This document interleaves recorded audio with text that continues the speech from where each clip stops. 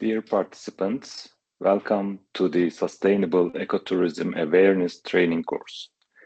My name is Halil Burak Sakal. I am an associate professor at Cappadocia University in Turkey, and our university is leading the development of this training within the Sustainable Ecotourism Awareness project. This course is a new type of training designed especially for mentors, consultants, and future auditors who will support tourism businesses in their transition to sustainability and certification. One of the strongest parts of this course is it is international and practical expertise behind it. And in the coming modules, you will meet our guests, very experienced auditors, consultants, academics, and certification experts who will share real-world experiences, challenges, and best practices from different countries and sectors. We hope this course will help you become confident professionals who can support tourism SMEs, destinations, and organizations on their path to sustainability and green certification initiatives. Thank you for being here. We are very happy to start this journey together. So this module introduces the core idea of sustainable tourism and explains why it has become a key requirement for tourism businesses today, especially for SMEs in Europe and other regions. Sustainable tourism is no longer optional for businesses. It is now shaped by climate commitments, EU policies, regulations, and changing traveler expectations. In this module, you will learn what sustainable tourism really means in practice. We will look at the environmental, social, and economic pillars, and we will explain why certification systems are important for guiding businesses through this transition. So the goal is not to make you other parts of sustainability experts. The goal is to give you a strong foundation for the more technical modules that will follow. So before we talk about audit tools, criteria, and indicators, we start with a basic question. What are we actually auditing and advising when we say sustainable tourism? Many of us work with sustainability frameworks and certification systems. We know the terminology and the audit processes, but in real audits, sustainability is often treated as a checklist, not as a management approach. So this module aims to reconnect sustainability with its operational and strategic meaning so that audits go beyond box ticking. So we want to strengthen your professional judgment. How do we recognize real sustainability performance? How do we distinguish real implementation from good intentions? How do we understand if a business is truly managing its impacts? So today, sustainability is also a competitiveness issue. Businesses face regulation, rising costs, environmental risks, and more conscious travelers. So ignoring sustainability is no longer neutral. It creates financial, reputational, and regulatory risks. From an auditing perspective, we are no longer auditing pioneers. We are auditing businesses that are under market and regulatory pressure. So what we see in audits today is not a lack of awareness. It is lack of integration of systems, integration of processes. So policies exist, procedures exist, data sometimes exists, but the connection between sustainability commitments and daily decisions is often very weak. So this module helps you recognize these gaps and ask better questions during audits. For consultants, this is also about credibility. Clients don't need motivation speeches anymore.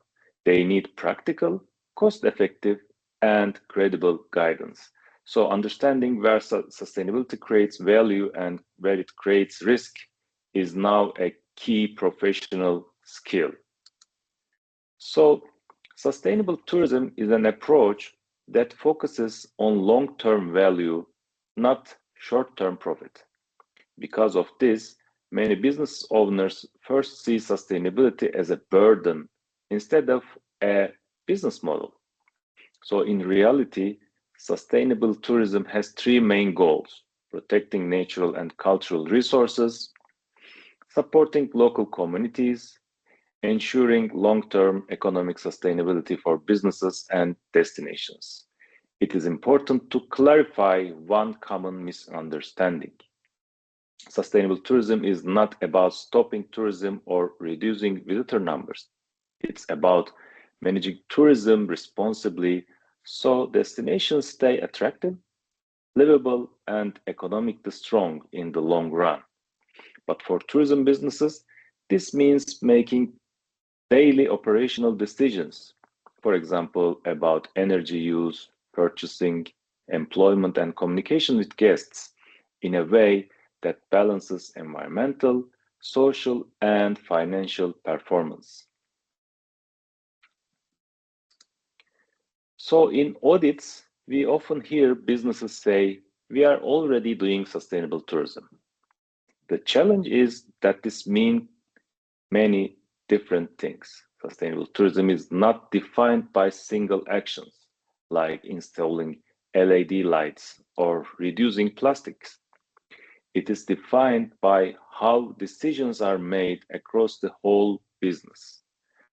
From an auditing perspective, sustainable tourism means that environmental, social, and economic impacts are identified, measured, and managed systematically. So it also means sustainability affects daily business decisions, such as procurement, maintenance, staffing, supplier selection, and guest communication.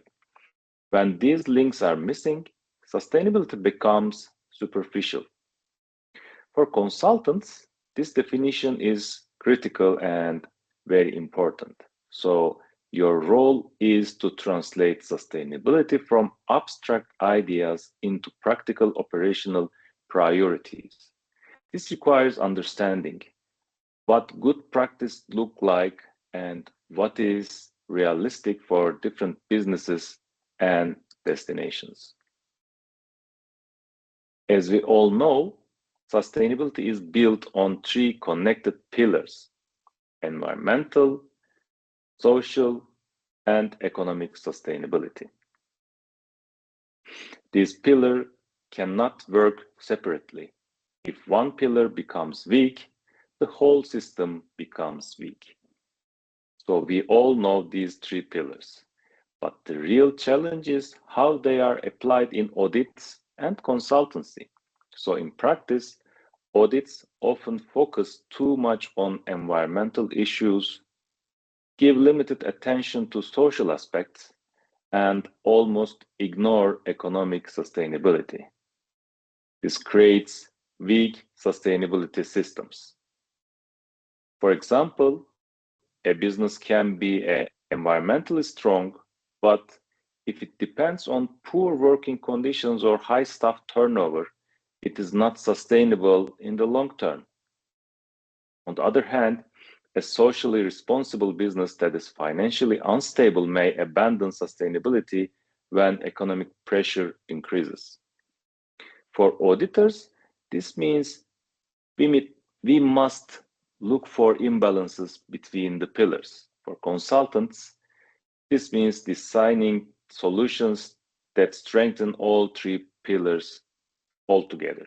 So sustainability becomes credible only when the pillars support each other in practice. So environmental sustainability, social sustainability, and economic sustainability are the three pillars, and we start with economic sustainability today, which is the first pillar that we want to mention. Environmental sustainability is usually the most visible part of sustainability in tourism. For many businesses, this is where sustainability journey actually starts. It focuses on reducing environmental impacts while keeping service quality and operational efficiency at high levels. So this is also the area where we see the most documentation, data tracking, and reports, of course, and often the biggest gap between documents and reality.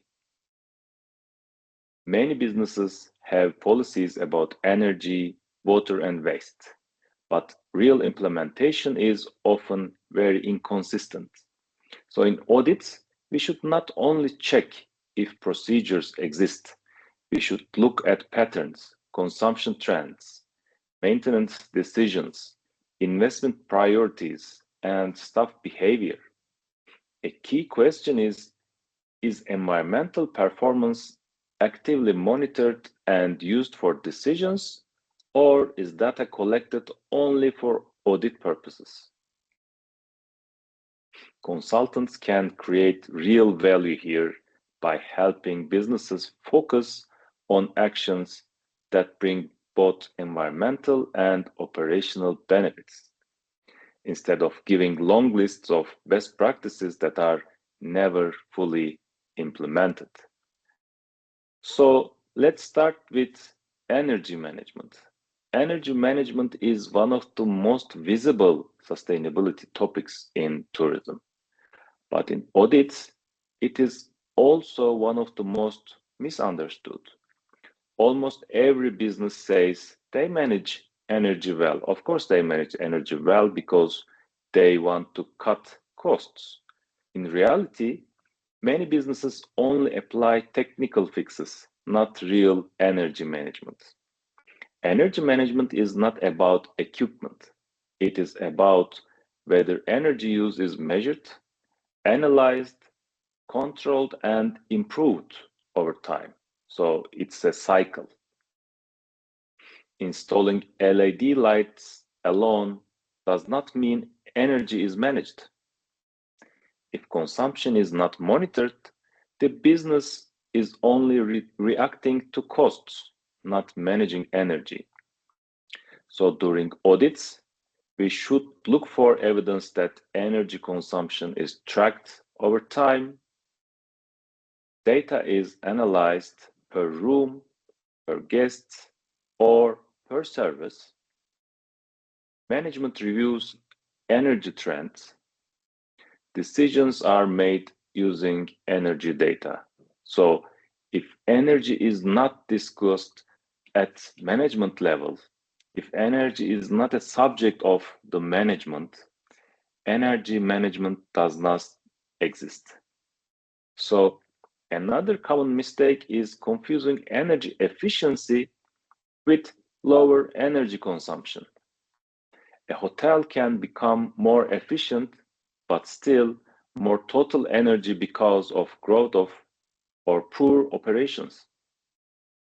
This is why auditors must look at total consumption trends, energy indicators, energy efficiency indicators, energy intensity indicators, peak season performance, and rebound effects. Very often, we see the same non-conformities: efficient equipment, but rising consumption; energy data collected, but never analyzed; efficiency claimed based on specifications, not real performance. Also, staff behavior is a major factor here. Heating, cooling, laundry, and lighting routines often cancel technical savings. So auditors should check here staff training, clear responsibilities that is assigned to the staff, different levels of staff, and procedures adapted to occupancy and seasonality. Another aspect is renewable energy when we talk about energy and energy management in sustainable tourism. Renewable energy is where we see many aspirations but little strategy.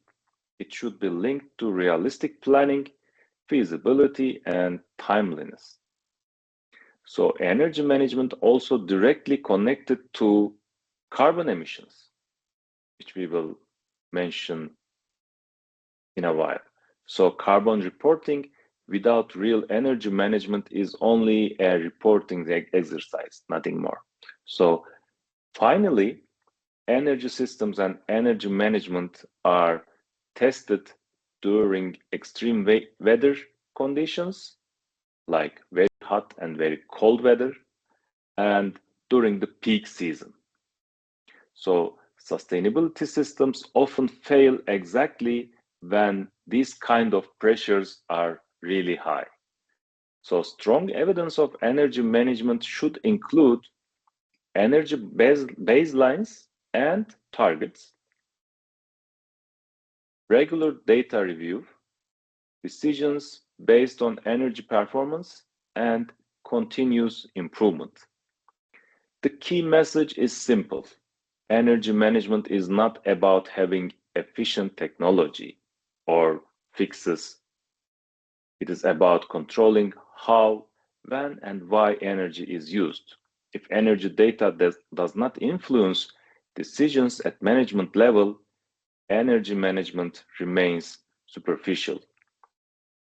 So we have already talked about the implementable practices. You can see these in this slide.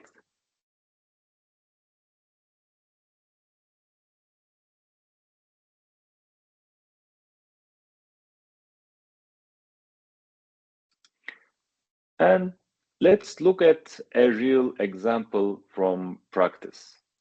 Hotel Verde in Cape Town is known as Africa's greenest hotel. It shows how energy management can work as a complete system.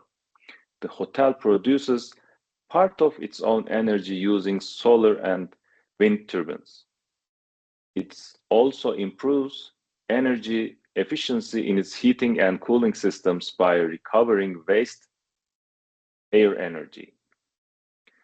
For hot water, the hotel uses a geothermal heat pump, which requires much less energy than traditional systems. This example shows strong energy management combines renewable energy, efficiency, and smart technology as one integrated system or a strategy. So second, water consumption. Water is one of the biggest sustainability risks today in tourism. But in audits, it is often treated only as a technical efficiency issue, not a strategic resource risk. So this is especially important in regions like Mediterranean, where water scarcity is structural, seasonal, and increasing climate change. So the key audit questions should change from, are we saving water, are we installed water saving devices, to, does this business understand and manage its water risk? So water is not only a cost, it's a critical resource. In many destinations, water prices do not reflect real scarcity. This means businesses often underestimate the risk. But water scarcity appears in other ways: supply interruptions, new regulations, community conflict, reputational risks, limits to future development. So therefore, auditors should ask, is water treated as a utility bill or as a strategic resource? Real water management means understanding where water is used, when it is used, and why it is used. So auditors should expect to see total consumption tracked over time, breakdown by rooms, laundry, kitchens, pools and landscaping, seasonal analysis, peak season analysis, management review of water data. So water saving equipment alone is not enough. Operational practices are just as important. Leak detection, maintenance routines, irrigation schedules, pool and spa management. Water recycling is often mentioned but rarely implemented in tourism businesses. Auditors must therefore be very careful and distinguish between intentions and real reuse practices. So, water sustainability also includes external impacts. Tourism shares water with communities, agriculture, and ecosystems. So, businesses should understand local water stress, where their business are located, water sources, impacts on local communities. Water systems are also tested during peak tourist seasons. Strong systems continue working even under high pressure, like energy systems.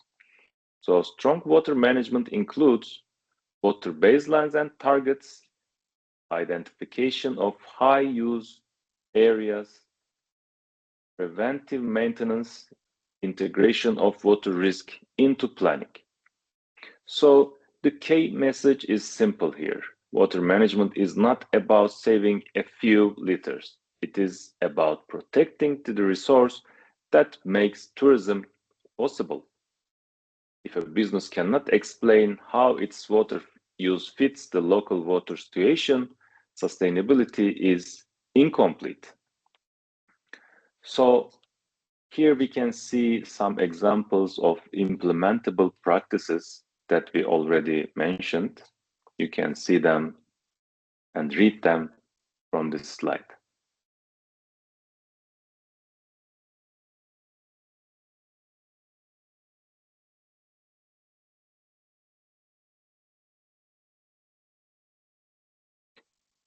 And here is another real-life example. Lula Adventure Resort in Indonesia is a well-known ecotourism hotel with a strong water management system. The resort uses a system called a safe water garden. Wastewater is treated and then reused for garden irrigation. This reduces the need for fresh water and also helps protect the local ecosystem because the gray water and black water does not directly discharged into the local ecosystem and local runoff. So this example shows how water management can combine efficiency, reuse, and environmental protection. So speaking about environmental protection, we come to our third pillar, waste management. Waste management is often seen as a technical or operational issue, but in sustainability audits, it is actually the business model. It must be a business model of a company. So waste tells us whether a business still works in a linear model or use a circular economy model. So this slide is not about checking recycling bins. It is about asking, is waste prevented, measured, and reduced? So circular economy starts before waste exists.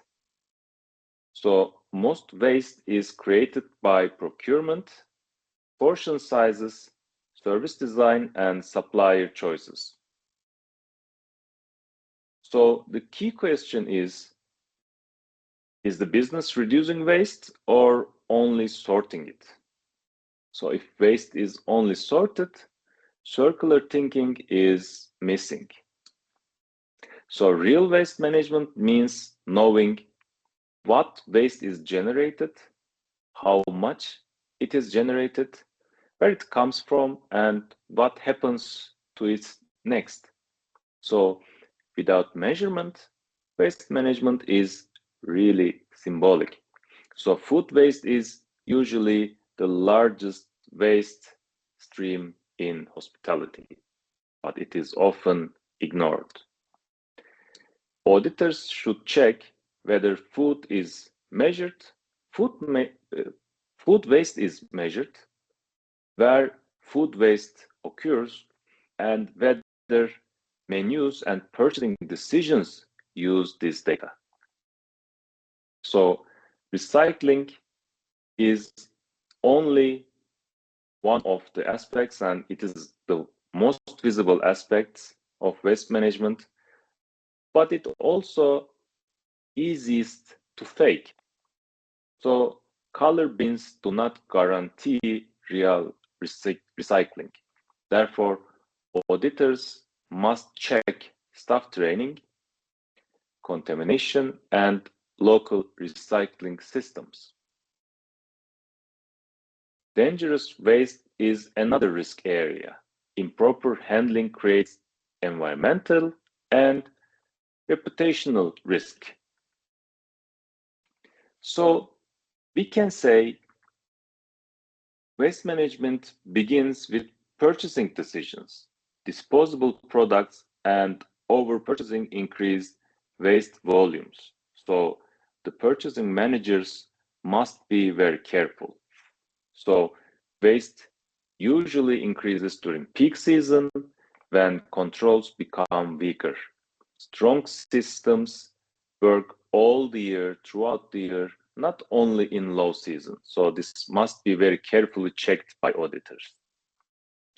Strong waste management includes waste baselines and targets, monitoring of key waste streams, prevention of link to procurement and service design, and verified recycling and disposal.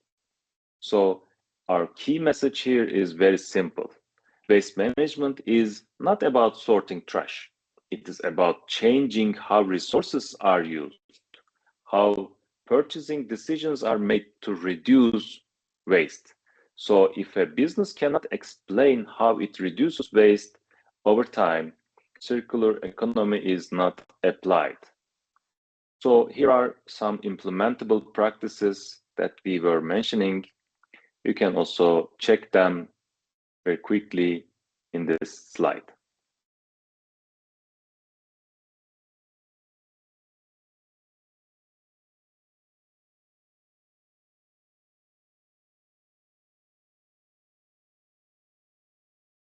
So here's another real example.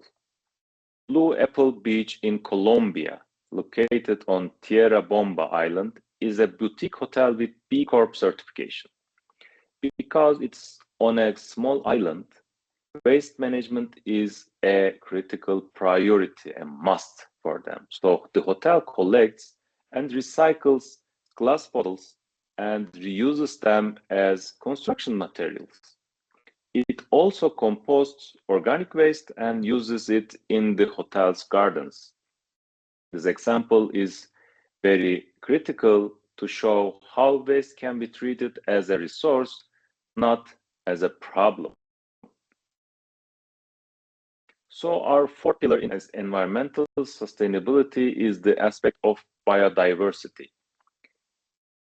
Biodiversity protection means reducing tourism's impact on ecosystems and natural habitats, while also supporting conservation and awareness. Tourism can either harm biodiversity or help protect it, depending on how it is managed. So examples of biodiversity-friendly practices may include reducing light and noise pollution for the animals, protecting sensitive areas, offering guided nature experiences, and supporting community-based ecotourism. So protecting biodiversity also protects the natural attractions that make these destinations appealing. However, biodiversity is often mentioned in policies but not integrated into daily operations of most of the tourism businesses. So many tourism businesses operate near sensitive ecosystems but treat biodiversity as someone else's responsibility. Therefore, in audits, we must be very careful and check whether the business understands its local context, where it is located, where it stands. Nearby protected areas, sensitive species or habitats, or location-specific risks the hotel must understand. Generic statements like "we respect nature" are not enough. So every tourism business has a biodiversity footprint, even in cities. Hotels affect biodiversity through land use, water consumption, landscaping, lighting and noise, food waste, food sourcing, and waste management.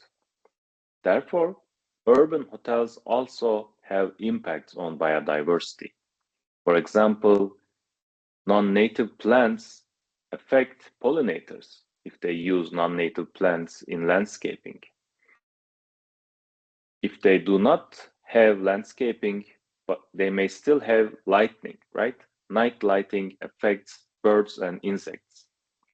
Water use affects downstream ecosystems very critically, and food sourcing affects agricultural biodiversity. But for businesses near protected areas, responsibility is even higher. So these kind of businesses must understand regulations, cooperate with authorities, and control visitor behavior. So auditors should check whether businesses identify biodiversity risks, integrate biodiversity into risk assessments, train staff and guides, implement real operational controls. So consultants play a key role by turning general commitments into site-specific actions. The key question is simple: what biodiversity risks exist here and how are they managed by our business? How we can help destination management to mitigate the risks. When biodiversity is managed this way, it becomes a real management issue, not a statement. So you can check the implementable practices here in the slide.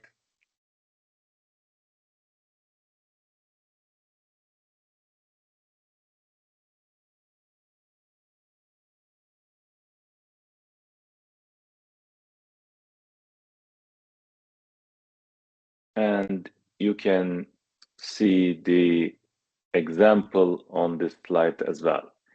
So Jetwing Vil Uyana in Sri Lanka is our example here. The hotel was built on an abundant rice field that was transformed into an artificial wetland. But today, this area provides habitat for birds, mammals, reptiles, and butterflies. The hotel now hosts over 150 bird species and many mammal species. This is a strong example of eco-architecture where tourism helps restore nature while offering guests a unique nature-immersed experience. It shows that tourism can actively create biodiversity value, not only reduce impacts. So talking about reducing impacts, green initiatives are very critical, but green initiatives are often used to show environmental commitment. However, in real audits, this is also where we see the highest risk of weak evidence and greenwashing. Because green initiatives are optional, they must be addressed more critically than mandatory practices. Green initiatives should build on strong environmental management, not replace it. So they cannot compensate for poor energy, water, or waste performance. Therefore, auditors should ask, why was this initiative chosen? What problem does it solve? What measurable results does it produce? How does it support existing sustainability systems, energy management, water management, waste management? If these questions cannot be answered, the initiative is probably very symbolic. Many businesses confuse visibility with impact. Tree planting days, posters, or one-time cleanups may look good, but often have limited long-term impact. So strong initiatives actually change how the business operates. They improve efficiency, reduce risks, and engage staff and guests. Another common problem with green initiatives is copy-paste initiatives that ignore local context. Good initiatives therefore must reflect local environmental challenges, destination priorities, and site-specific risks. Green initiatives also fail when staff and guests are not involved in it. So real impact happens when initiatives influence daily behavior by staff and guests. Initiatives must also be measured and reviewed. Without monitoring, they remain weak evidence. Because they are visible, green initiatives carry greenwashing risk. Overstated claims can create reputational and regulatory problems.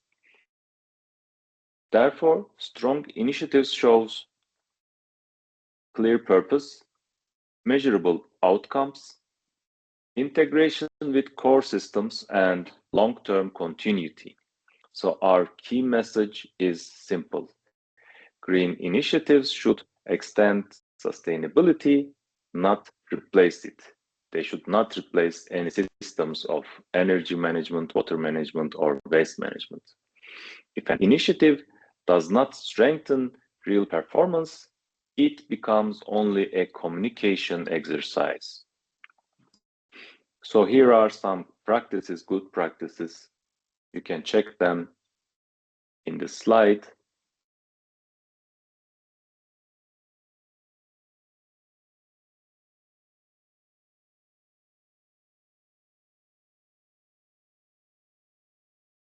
And we have another real-world example.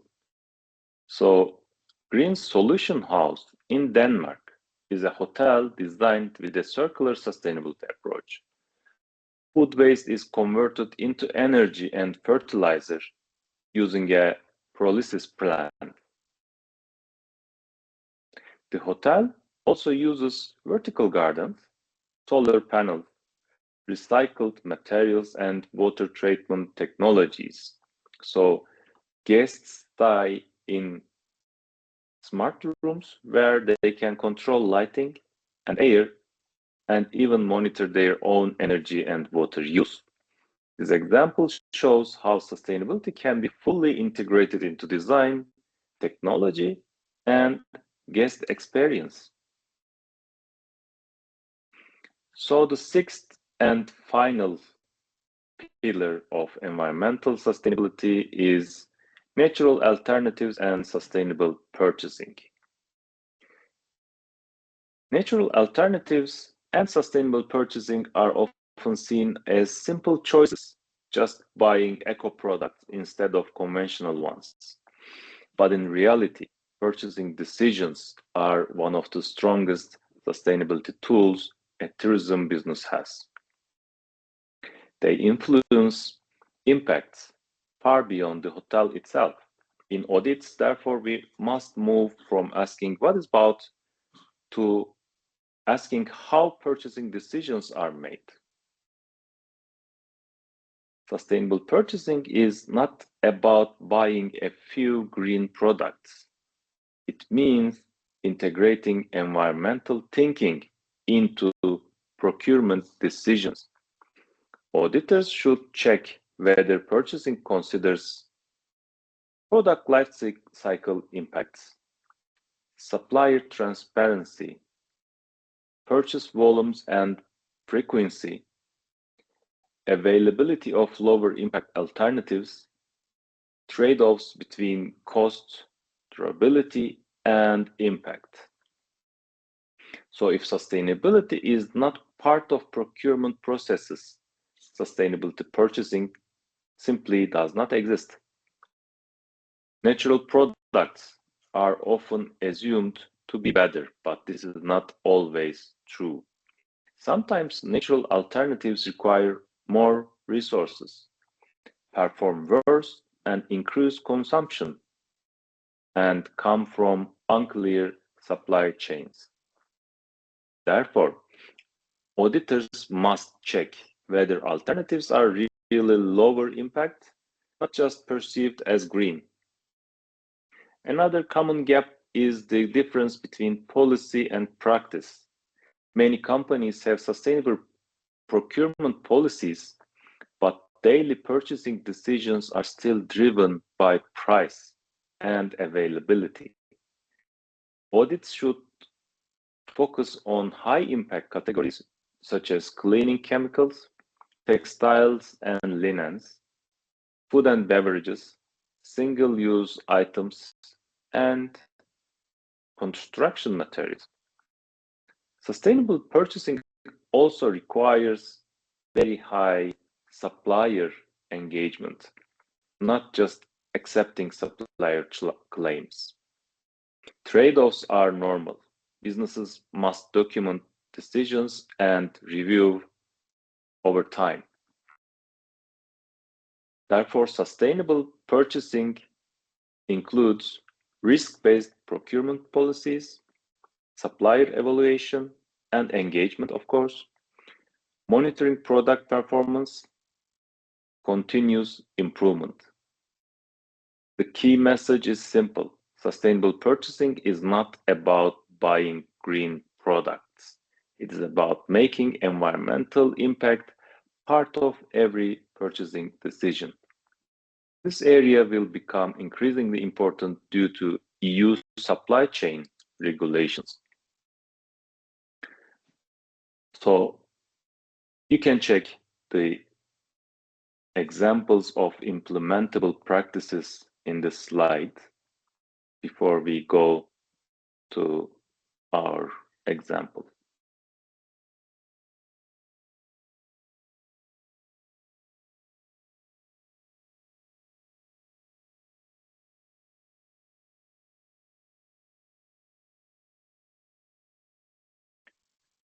So our last example in this environmental pillar is an example from a large hotel group. IHG, Intercontinental Hotels Group, runs the Green Engage program. This program follows the principle of responsible sourcing. That means sustainability is part of supplier selection. Intercontinental Hotels Groups work with environmentally responsible and ethical suppliers and monitors their sustainability performance over time. This example shows how sustainable purchasing can be integrated into supply chain management. So that was all that we want to mention in this introductory lesson for energy management pillar. We will continue with social sustainability pillar next.